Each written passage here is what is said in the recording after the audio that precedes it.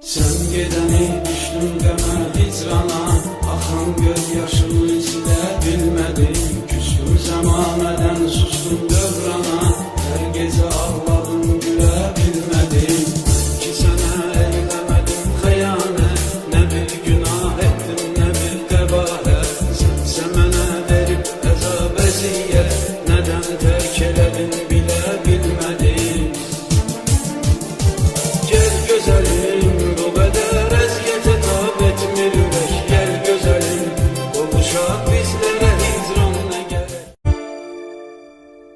sen gedəni düşdüm demə hicrana, axan göz